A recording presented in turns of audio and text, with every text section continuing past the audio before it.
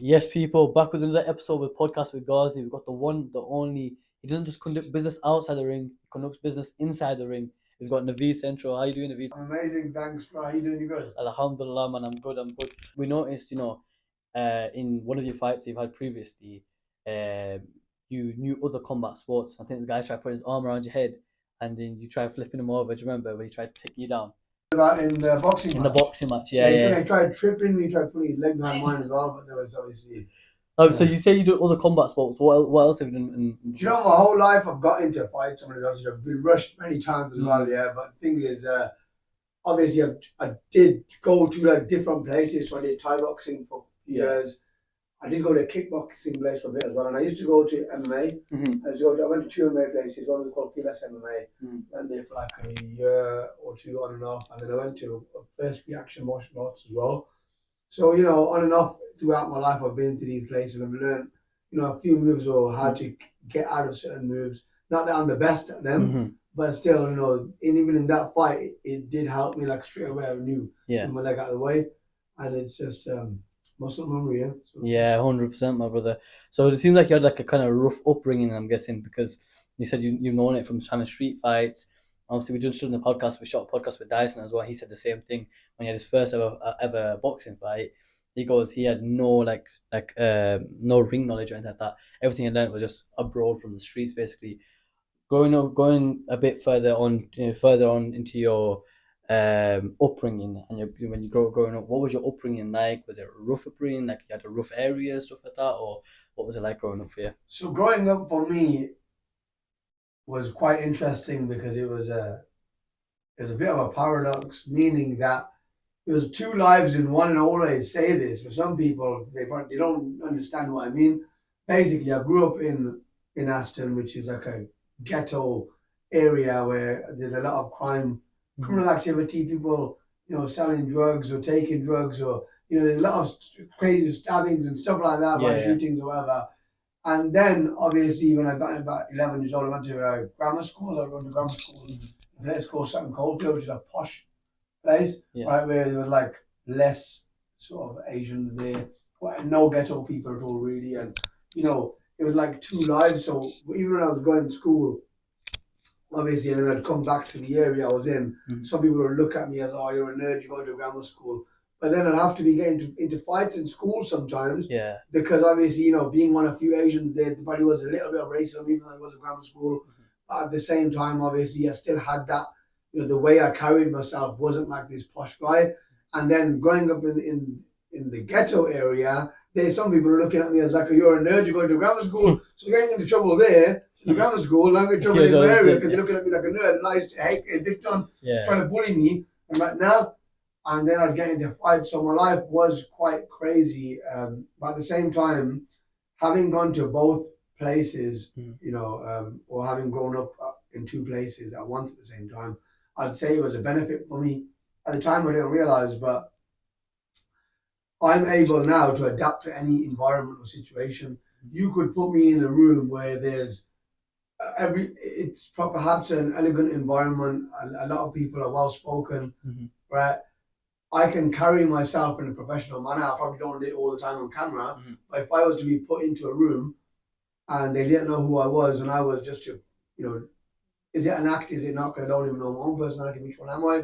But I'm able to carry myself in a professional manner, or in a manner of etiquette. But then if I'm in a ghetto environment, then I can switch. You know what I'm saying? I can start speaking more slang, can be that guy now. It's not that I'm putting on an act, it's that I've been around two environments and I personally don't even know which guy I actually am, because when things happen, obviously the ghetto side might come out, you know what I mean? But I think it's like more like where you tailor yourself to the right people. So let's say you're in the ghetto area and there's those ghetto vibes around you.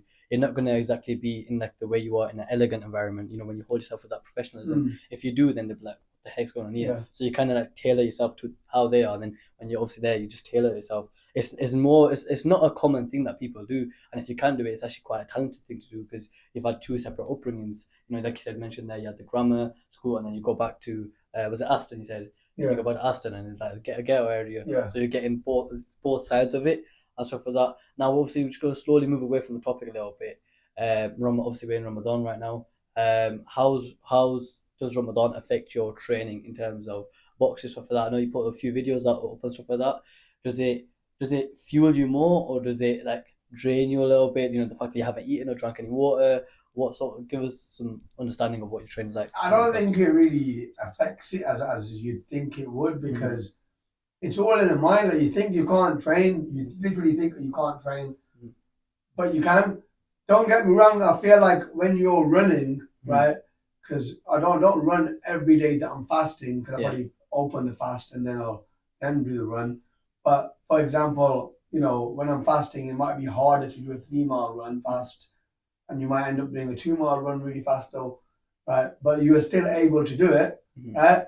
And I think that's something that people don't realize, or you think that I'm not going to be able to do it. Yeah. But when you actually push yourself and you try and do it, you can do it. Even in COVID and lockdown, training in the park, I remember it was Ramadan at the time, at a certain point in the lockdown, and everybody training in the park, and you were running and we were just random lifting weights, you know, just random dumbbells we had there. And we were able to do it just to pass time, and no one was like, oh, I feel starving that much, or I'm dizzy. Whereas if you're not, when it's not Ramadan and you're not fasting, you're always like, oh my God, I feel dizzy, or it's like a placebo effect. You think, I need water, I need this, I need that, but you know. I understand. Yeah, 100%. Allah also obviously provides you with that sustainability. That, you know, that will power to be able to do it. 100%. I agree. Yeah. Your next fight on CSL, how are you feeling going into that? Are you feeling confident?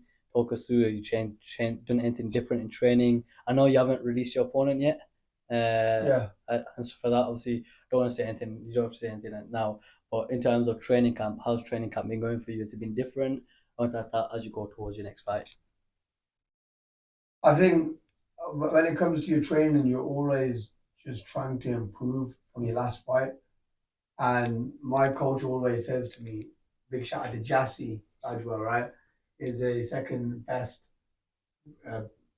boxer, 54 kg in the UK right now, amateur boxer, right? I'm going to go pro soon, but he's these guys, before I continue this, he's barring like cruiserweights and stuff, and he's giving them a good run for their money. Do you know what I mean? He's proving that for him, weight don't matter, his skill's so good. You know what I mean?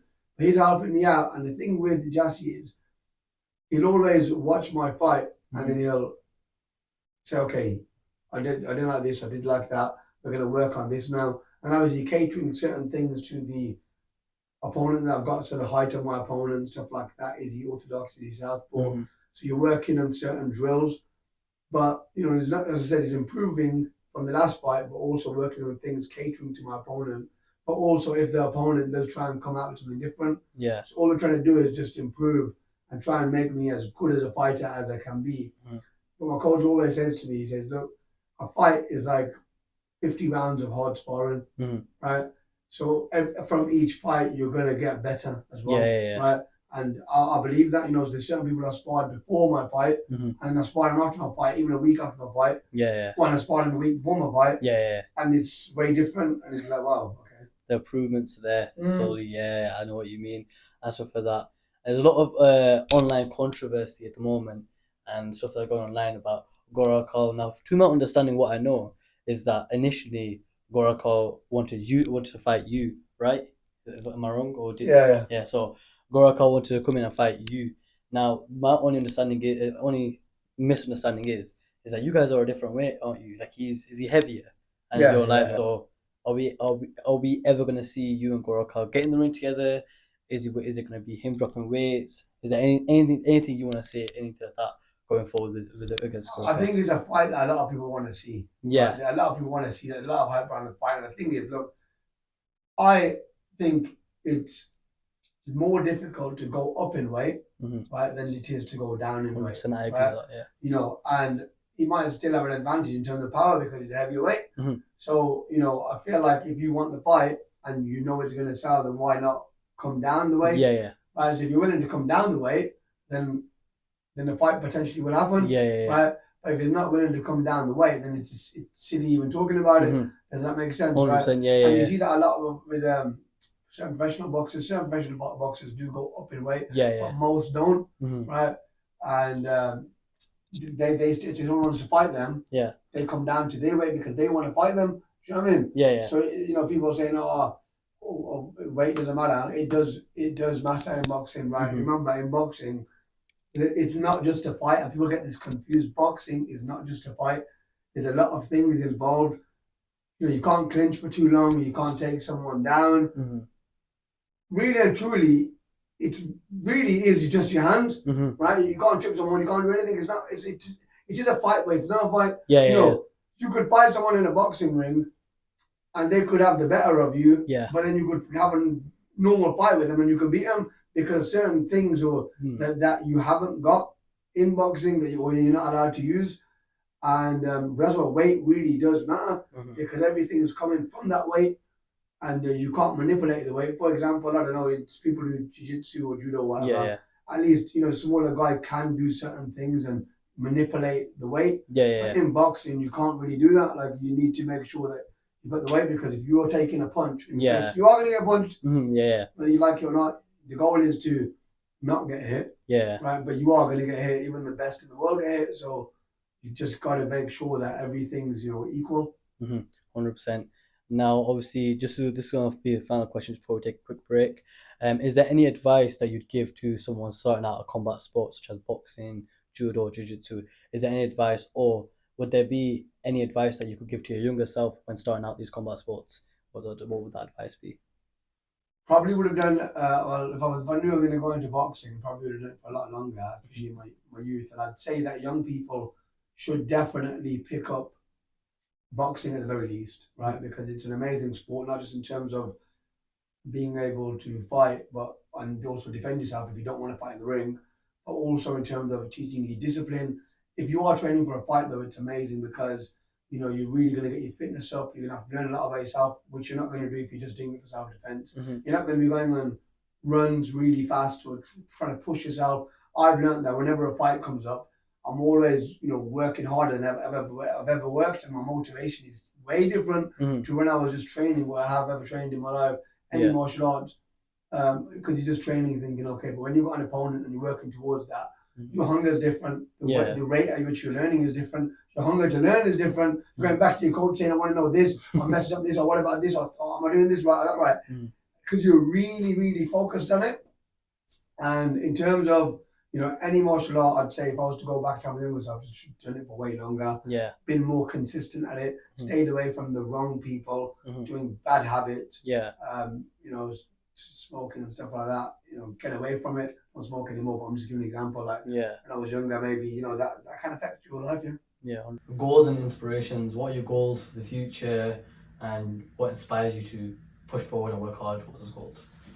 In terms of boxing, or just as a whole? Boxing specifically. Boxing specifically, right? Yeah. In terms of boxing, I plan to just get to where I can in terms of being able to be my best, right? And perhaps getting on major platforms. Obviously, I'm getting older, I don't want to be a professional boxer, but at the same time, I'm thinking more like Misfits, maybe, something like that, fighting some big celebrity. Yeah. And perhaps becoming an undisputed champion on that platform. Yeah. Right, like right now, when it comes to these shows that I'm doing now, right, I'm not really too fussed about being the top dog or whatever, purely because I'm having to build my way up and work my way up to being able to be the best version of myself, right? So I'm not going to fight someone who's had 20 fights right now. It's just stupid, right? You've got to work your way up. That's why professional boxers, they don't just fight anyone. They don't go for a world title straight away, right? And Hamza Shiraz, for example, did try and do that recently in Riyadh, and that was a very close fight, but I feel like if he had that fight in the future, it would have been way easier. But it's just the timing. So a boxer has to be ready, and that you can't just jump. The ship is not going to happen, right? So in terms of boxing, you just try and perhaps get on Misfits or one of the biggest platforms and smash it and hopefully make a lot of money from it, and that's the main thing. You know what I mean? 100%. Yeah. And who's your favorite boxer? My favorite boxer of all time, or just right now? All time. Okay, so to be honest, we'll do all time, and then we'll do one that's right now as well. Current favorite boxer as well. Okay, obviously Muhammad Ali is a cliche one, right? But to be honest with you, I feel like everyone tells that answer. to be honest with you, okay, you get Mike Tyson, Muhammad Ali, and these are people that, okay, they are amazing boxing. They are some of my boxing role models, perhaps. Yeah. Someone I really like, though, it's a mix between Oscar De La Hoya, right, and Roberto Duran, right? Okay. The mixture is because their work rate was so high, right? And I feel like their style, is amazing for me. Muhammad Ali's style, I'm not a tall guy. Yeah. I'm not going to be bouncing, man. Mike Tyson's style, people know about this. Like my coach always says this. He goes, okay, Mike Tyson's style works for him. It won't work for everyone. Mayweather's Philly shell. He goes, the majority of boxers, you can't do it. He goes, you will not be able to stay in a Philly shell and not get caught. Mayweather is just extremely good at it. Same way with Mike Tyson's style that he had, right? Okay, you can try and imitate it, but you won't be able to do it like that. Some people are naturally just able to do certain things that you can't do, and it's crazy sound. That's why you don't see another Mike Tyson. Yeah. Or you don't see another Mayweather. There's no one else who could be like that in terms of that defense right now anyway. But with Oscar De La Hoya and Roberto Duran, these guys had some mad work rates, right? Yeah. And, the fitness was amazing, and that's the way they were working, and that's who I like. Okay. And I know this might seem like a similar question. Obviously, you got the other one, anti-Joshua and stuff like that. Yeah, 100%. This might seem like the same question, but it kind of is different. Is there anyone who inspires you to do boxing? To do boxing, like could it be a famous boxer? It could be a family member. Could be anyone. Is there anyone that you just think about and they just motivate you more and inspire you more? Okay, so in terms of another inspiration in terms of boxers, and it relates to this, is one is Tyson Fury for definite, purely because I rate him in terms of his mindset, the fact that he went through mental health issues, he went on drugs, and then he came back and then won titles, won the World Heavyweight Championship again. Yeah. And I read his book as well called The Furious Method.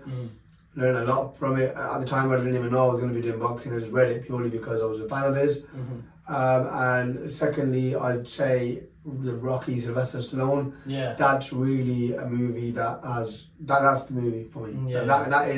That's what made me even be interested in boxing, right? And made me never give up in life as a whole in anything, right? With Sylvester Stallone, he's just someone who's an amazing actor. In that movie, he really portrayed a warrior, and it's very motivational. So even when I'm training and I'm going on a run, sometimes I'm playing the Rocky montage. I'm playing the music, listening to it, and obviously just training to it, and it just reminds me of the movie. And the way he keeps going, and even when he gets knocked down, he keeps going. Yeah, I rate him. Every boxer out there, everyone that's going into boxing, you need to get out the Rocky movies. Yeah, man, just the Rocky movies. I haven't seen Creed though. You haven't seen Creed? I've not seen Creed myself. But to be honest with you, they're not really about him, as far as I know. Have you got a favourite Rocky movie? I think mine's the Drago one. Yeah, Rocky 4. Yeah, I love that one. Obviously, with Rocky 1 tickets, but they're always, and Rocky 4 is amazing. You know what I mean? That tune, No Easy Way Out. Yeah. There's no easy way out. This is that tune that motivates me. The thing is, with that Rocky 3, it already fights Clubber Lang. Oh, yeah. One. Yeah. So they're all really good movies. Like the fifth one is decent, but I reckon the first one is amazing as well. So I think the reason why a lot of people like Rocky number 4 is because the whole movie is just like a training montage, and like him going to Russia for that. Is it Russia he goes to? Yeah, it is Russia. Yeah, and he's just training in the snow and the build up to the fight. I think that's why people get so excited for that specific. But then you look at the other ones and they're actually quite similar. They're just different training montages. You see he's learning and improving every single time. That's why I know people are like, oh, it's not real, but if you look at watch the movie, that's how it should be. Yeah. You should be improving yourself like that after each fight. Like look, and people thought when in Rocky 1, I don't know who did he fight in Rocky 1 in the movie? I can't remember who he fought, but and they fought Apollo Creed. Apollo Creed, yeah, sorry. He fought Apollo Creed because then they became best mates. But people, if you're watching that at a young age, you're like, oh yeah, he's gonna win all his fights next. Then what happened? You have to go to a crazy training camp for the next opponent in the next movie. Do you get what I mean? It shows that you have to keep staying up with the consistency because there's always something to learn. Do you get what I mean? One thing I've noticed online is that a lot of people call you out, and do you see it quite often? And why do you think it is that people call you out? So ever since I've got into this boxing game, I've had a lot of people try and call me out now, purely because I believe I'll probably secret hate inside, but also I believe that they know that there is clout in fighting me. Yeah. Does that make sense? And that's why they're doing it, because they think, you know what, I'll fight this guy. They probably think they can beat me, right? Yeah. Obviously, they're not going to call me out if they think I'm going to beat them, right? So they're not just taking an easy road, right? They think, they think they're taking an easy road, right? Yeah. So they think, you know what, I can beat this guy and I'll get clout off it, right? Yeah. So I'm taking them, calling them out. But the worst ones are the guys who've had a lot of experience in boxing. And look, I'm not coming into this boxing game trying to say to people, like, you know what, I'm the best right now, etc. But I'm telling you one thing right now, I'm saying right now, I'm probably not the best, right? But I do believe there will come a point where I'll be the best in my weight category and in what I'm doing, and my skill level will be amazing, inshallah, because my motivation to do this every single day, I am working on something, and every time my coach is telling me, oh, you know what, do this, I will message him and say, bro, look, you know what, I've noticed I did this, I'm noticing I'm doing that, or I've seen a video and I'm seeing him punch like this, can I work on that? And he'll go, yeah, we'll work on it, right? Or maybe you'll tell me, nah, actually, that's not for you. Like, my coach hates certain styles. I'm not going to give everything away, but my coach hates certain styles. So whenever I try and ask him about them or try and do them, like, no, that's not for you. I'm like, why? He goes, no, someone who's been doing that since they were a kid as an amateur, that they can actually do that. At the same time, he goes, there's certain things that they're not for you, and it'll take too long to be good at. And if you do try and do them now, you could put yourself in a vulnerable situation where you get caught, and that's it, right? It's like anyone can get caught. So I think this is the issue that we have. Again, people calling me out, and I'm not dumb. I'm not going to take a fight just because someone calls me out. For example, if a guy's a sick boxer and he's been fighting for a long time, and he says, I don't want to fight you, people are going to say, oh, you're scared or whatever. No, I'm not stupid. So Naveed, your first fight, Ramsey, some people will say, oh, Naveed got robbed, stuff like that.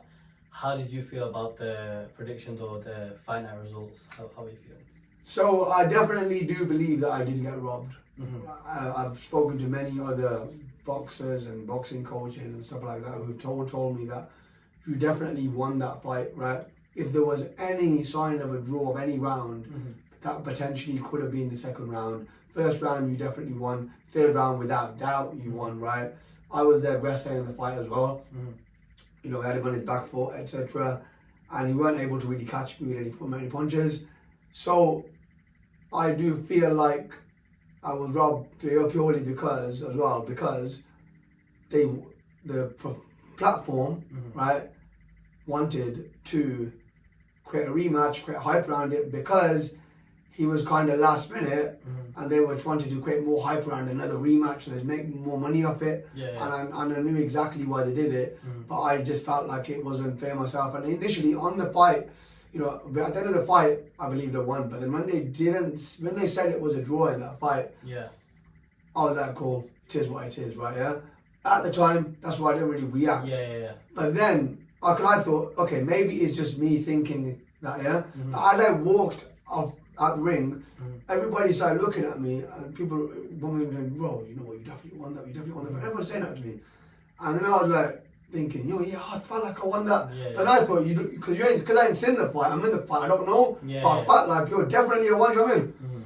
And then when I watched it back, bro, I've watched it back over 20 times, literally, I'm not even lying, over 20 times, and there was no way I could see that I could have been drawn. Like, no way, I can't see I could have been drawn. And I was like, now it makes sense. So that's why certain people might be like, oh, but why didn't you say anything initially? Is because I didn't realize initially.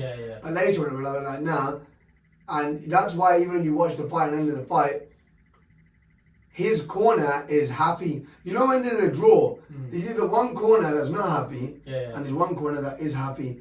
The corner that's not happy believe they won. The corner that is happy believe they lost, so they're happy that they got a draw, right? Because if he believed that he won, or he believed anything else, because you're not going to think it's a draw. You're never going to think, it was a draw, right? If he believed that he'd won, he wouldn't have been happy. His corner wouldn't have come running in happy. They were happy, like, thank God, you know what I'm saying, we got a draw. And that's exactly what's happened, and it was obvious, right? So, that was the controversy surrounding that, and that's why I left that platform, because it wasn't like, it's no more, you can't leave the platform with another one, right? I was like, no, I'm leaving you, mate, I'm gone, you know what I'm saying? The guy was already trying to tell me to take my top off. His T Diddy guy. He tried setting me up, bro, before that fight as well. Yeah. Right, which is why we had turned down that fight, because the guy's weight, he lied about his weight. The guy came, I hadn't eaten all day the day before. Yeah. I came to Slough and he said, I phoned him and my mates were eating in front of me, and he said, so I said, bro, when do you think this rain's going to be, because I haven't eaten all day? He goes, I eat, man.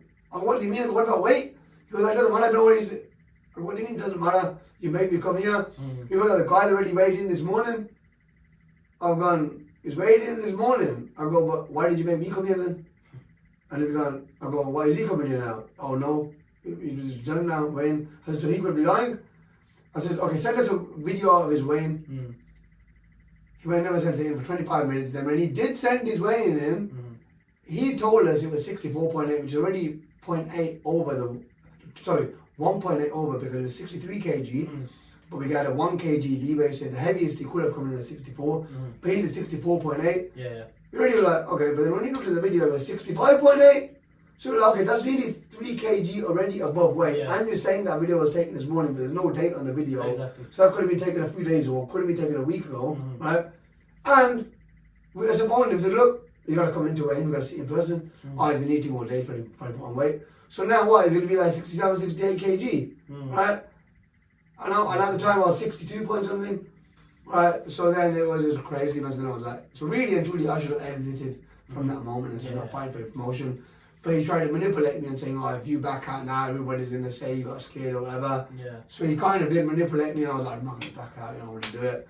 And then we took this guy, they told me this guy had no experience.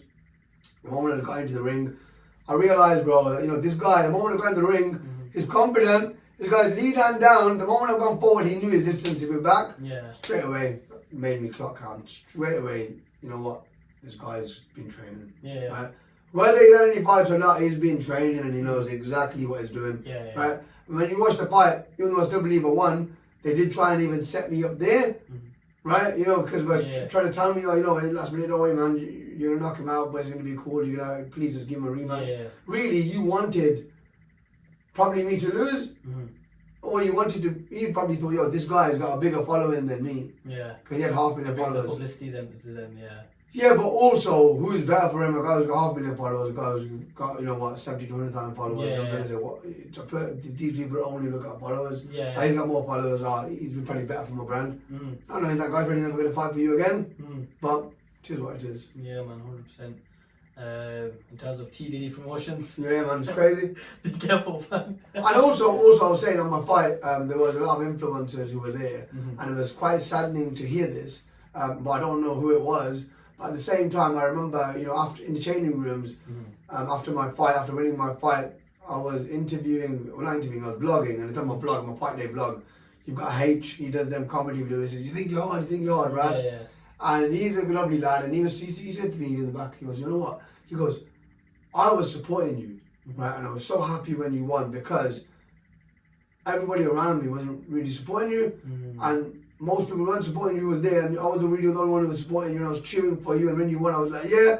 And then when I put 2 and 2 together, he never told me, but I know who was around him, and I'm there like, hold up, I show all these influencers love, bro. You know what I'm saying? I know some people probably don't like me, but I don't understand why, well, actually, I probably do understand maybe why, but at the same time, to hear that, people around me weren't supporting you, and me to think, who was around him?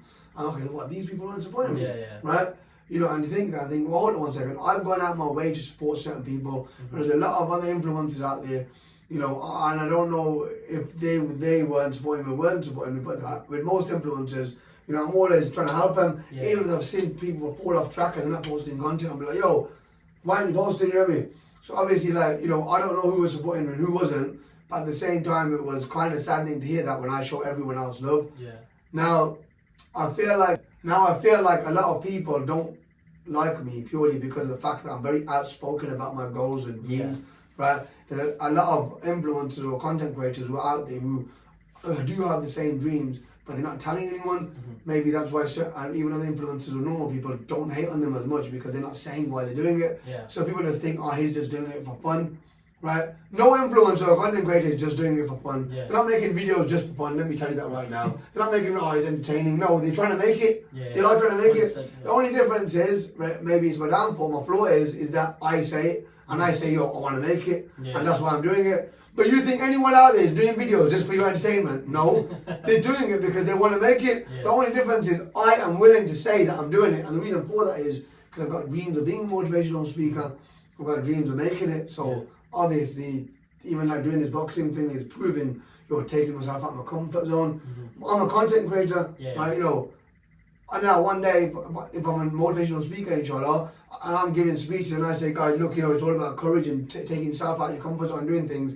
I have got stuff where I can prove and say, look, guys, I did boxing. You know, I was doing it, so I proved that I took myself out of my comfort zone, right? Yeah. I did this, I did that, blah, blah, blah, you know. I got rushed and I still went back, you know, and I was creating content and it didn't stop me, you know. So I've got all this sort of proof now where I can say, okay, this was it. But if I don't say I'm going to do this, right, for me, I feel like even there's not going to be proof there. So by me saying I'm going to do it, then doing it, and then when I'm on stage saying, yo, guys, look, I said I was going to do it, people are hating on me. I've got all the proof that they were hating on me, they were saying you're never going to make it. I've got all that proof there, boom. So then when you're getting that one person out there who feels like giving up on their dreams, or they don't know if they can make it, and they're going to hear my story and they'll say, yo, you know what? They might not even know who I am, but they might see my speech and say, you know what? Can't believe this, man. Like, this guy, he literally said he was going to do it. He faced all this hate. And then he did it. I can do it. And that's my aim. But anyways, Inspire others. It's inspired, and that is my aim. And it's obviously, as I said, it's a flaw of mine that I have to share it. But I know the longer vision, and I know where I'm going, and I know what I've got to do it, and I've got to say it to basically be able to get there. I'm thinking 10 steps ahead. I don't care about the hate now. I'm thinking about then. You know, it's in a statement. Before we go, it's in a statement. The quote related to saying the quote basically stated that people mocked and laughed at Joseph, but then bowed down to him as a king. God will sometimes put you through trial just to prepare you for the bigger win, right? Doesn't mean because God's not giving you right now, He's never going to give you. He's trying to prepare you for that win, right? Sometimes people mocking you can build your character, and God is also testing you. He's testing your character. Does that make sense? He's testing your character to see, you know, because God gives success to His strongest soldiers. Can this person? He knows you can handle it anyway, but He's just trying to see, can you handle it? You know, if you can handle this, I'm going to give you. But then you're not going to take it for granted, right? And you're going to have built that resilience, and that's what it's all about, you know. Building that resilience, going through the hate. Most people quit at the hate, and that's what differentiates those who become successful and those who don't. 100%. There you go. Podcast with Ghazi, one and only Naveed Central. Thanks for coming on, man. I appreciate it. Thank you, man.